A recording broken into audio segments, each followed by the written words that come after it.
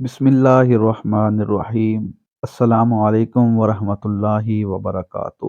دوستوں، حضرت ابراہیم علیہ السلام اعلیٰ درجے کے مہمان نواز تھے۔ آپ اکیلے کھانا کھانے کے عادی نہیں تھے۔ اگر ان کے پاس کوئی مہمان نہ آتا، آپ خود راستوں اور چوراہوں پر کھڑے ہو جاتے تھے اور مسافروں کو کھانا کھلانے کی دعوت دیتے تھے۔ ایک مرتبہ آپ مہمان کی تلاش کرنے کے لیے ایک شاہراہ پر گئے۔ وہاں انہیں ایک ایسا مہمان ملا جو کافر تھا۔ آپ نے اسے کھانا کھانے کی دعوت دی تو اس نے دعوت قبول کر لی۔ آپ اسے اپنے مہمان خانے لے آئے اور پھر اس کے سامنے مہمان نے جیسے ہی لقمہ توڑنے کے لیے ہاتھ بڑھایا تو آپ علیہ السلام نے فرمایا، کھانا شروع کرنے سے پہلے بسم اللہ الرحمن الرحیم پڑھو۔ مہمان جو کافر تھا، اس نے کہا، میں کسی رب کو نہیں مانتا اور میں کسی کا نام لے کر ابتدا کرنے کا قائل نہیں ہوں۔ حضرت ابراہیم علیہ السلام نے بڑے اصرار کیا کہ بسم اللہ پڑھو، لیکن مہمان اپنی ضد پر قائم رہا۔ اس پر حضرت ابراہیم علیہ السلام نے فرمایا، تم یہاں سے چلے جاؤ، ہمارے پاس تمہارے لیے کوئی کھانا نہیں ہے۔ مہمان اٹھ کر وہاں سے چلا گیا۔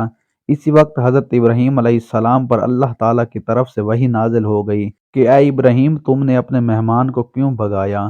یہ تو پہلے دن ہی سے ہمارا منکر ہے، لیکن ہم تو اس سے مسلسل 70 سال سے رزق دے رہے ہیں۔ تمہارے دروازے پر یہ تو آج پہلی مرتبہ آیا تھا، مگر تم نے اسے دھتکار دیا۔ تو پھر حضرت ابراہیم علیہ السلام کو اپنے طرز عمل پر شدید ندامت محسوس ہوئی اور آپ دوڑ کر مہمان کے پیچھے گئے اور اسے اصرار کیا کہ واپس لوٹ آئیں اور کھانا کھائیں۔ کافر مہمان نے کہا، میں اس وقت تک واپس نہیں آؤں گا جب تک تم مجھے اس کا سبب نہیں بتاؤ گے۔ تو حضرت ابراہیم علیہ السلام نے فرمایا، جس خدا کی محبت میں نے تجھے بھوکا اٹھا دیا تھا، اسی خدا نے مجھ سے کہا، یہ شخص روز اول ہی سے ہمارا منکر ہے، مگر ہم نے اس کا رزق بند نہیں کیا، اس کے حصے کی روشنی بند نہیں کی، اس کی اولاد بند نہیں کی۔ ہم اسے 70 سال سے رزق دے رہے ہیں۔ آج یہ زندگی میں پہلی مرتبہ تمہارے پاس آیا تو تو نے اسے دسترخوان سے اٹھا دیا۔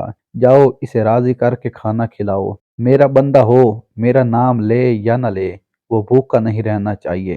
اگر نبی کے دروازے سے کوئی بھوکا چلا گیا تو یہ ہماری شان رضا کی توہین ہوگی۔ جب اس نے یہ بات سنی تو شرمندگی سے اس کی گردن جھک گئی اور کہنے لگا، میں بھی کتنا نالائق ہوں، اتنے عرصے سے اتنے مہربان خدا سے غافل رہا۔ تو اس کے بعد اس نے کلمہ پڑھا اور مسلمان ہو گیا، اور کچھ عرصے کے بعد اس کا شمار صالحین میں ہونے لگا۔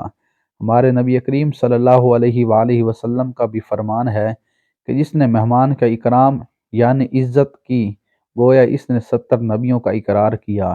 جس نے مہمان کے لیے 1 درہم خرچ کیا، گویا اس نے اللہ کی راہ میں 1000 دینار خرچ کیے۔